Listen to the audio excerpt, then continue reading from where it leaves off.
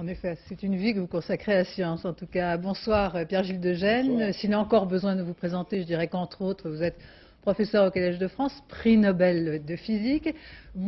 C'est trop, mais vous avez bien d'autres titres, je ne les donne pas tous.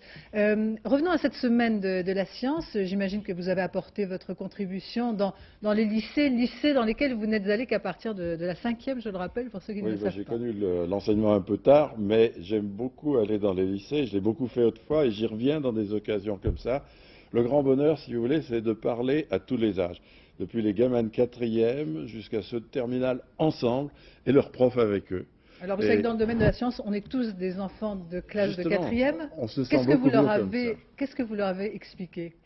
Bien, je dirais qu'un exemple, pour prendre un exemple, c'est l'histoire de Benjamin Franklin. Benjamin Franklin sait depuis les Grecs qu'il faut de l'huile pour calmer les vagues de la mer. Mais lui a l'idée de savoir ça mieux. Alors il va près d'un lac. Comme nous, au bois de Boulogne, on sait très bien que quand il y a un petit vent frais, il y a des irritations. Benjamin voit qu'en mettant une cuillerée d'huile sur le lac, qui est en fait à Londres, eh bien, il calme les vagues. Seulement, c'est un vrai savant. Il fait plus que ça. Il mesure la surface que sa cuillerée d'huile a calmée sur le lac. 500 mètres carrés. Et là, il a fait une des découvertes les plus importantes de l'humanité.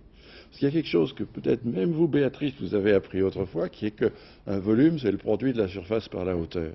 Il connaît la hauteur, il connaît la surface, il connaît le volume, il va trouver la hauteur, il va mesurer la taille des molécules. Et vous savez, depuis les Grecs, depuis Démocrite, on paraphrasait en disant il y a des atomes et des molécules, mais c'était dans les nimbes de la philosophie.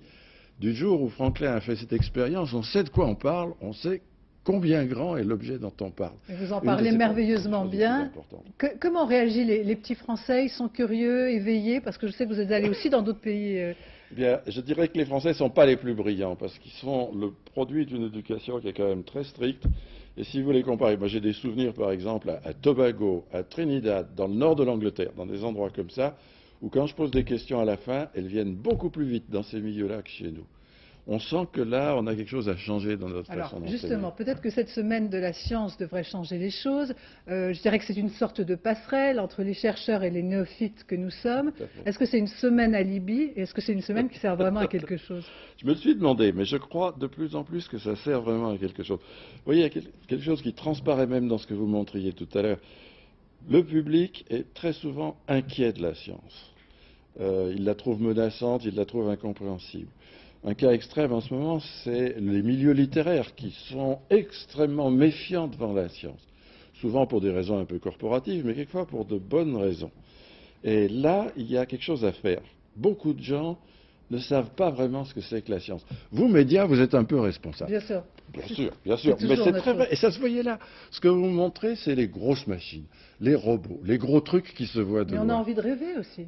C'est vrai, et je suis sensible à la part du rêve. Mais je vous assure que la part du rêve, elle existe aussi bien chez la majeure partie des petits groupes de sciences qui sont des gens qui travaillent comme des orfèvres, comme des horlogers, sur un coin de table. Sur les plateaux de télévision. Et c'est ces gens-là qu'il faut faire connaître. Là, il faut que vous veniez nous l'expliquer plus souvent. La semaine de la science, pour moi, c'est ça. Alors, dans votre laboratoire, justement, parce que vous parlez avec cette passion, j'avais envie de dire avec une fraîcheur tout à fait intacte, vous êtes un artiste, vous êtes un poète ou vous avez envie simplement de soulever des montagnes? Moi, je suis un gros maladroit.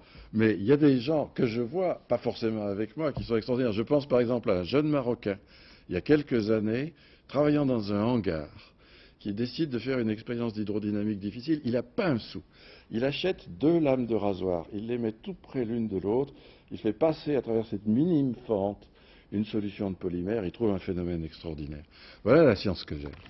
Alors, est-ce qu'il y a en France une crise de vocation, comme il semblerait que ce soit le cas, une fuite des cerveaux? Oui, je sens plus la fuite. Et ça, c'est quelque chose de tout nouveau pour nous. Pendant des années, j'ai dit, on est très heureux en France, on ne perd pas nos chercheurs. Depuis quelques années, ça n'est plus vrai. Et j'en vois en ce moment même, ces mois-ci, qui vont rester aux États-Unis alors qu'ils étaient en principe pour 1 an seulement. Ça, c'est une grande tristesse et c'est la faiblesse de notre système universitaire qui est un système très traditionnel avec beaucoup trop d'auto-recrutement, pas du tout d'appel à l'extérieur. On vit dans un monde trop vieux. Alors, dernière question très rapidement. Claude Allègre était scientifique, je crois spécialiste de la tectonique des plaques. Il est pris par ses fonctions de ministre aujourd'hui. Quel regard vous portez sur le politique? Il a changé, vous le connaissez bien? Écoutez, moi j'aime bien le fait d'abord qu'il dit les choses franchement. Et ça, on n'a pas vu beaucoup de ministres qui le disaient. Il a ses défauts, il est très conquérant, etc. Mais il a une vision très saine des problèmes, par exemple de celui que je disais, du fonctionnement des universités. Il essaye de remuer la fourmilière. Moi, dans toute la mesure de mes moyens, j'essaye de l'aider. Merci Gilles de Gennes d'avoir répondu à nos questions. Venez plus souvent. Au revoir.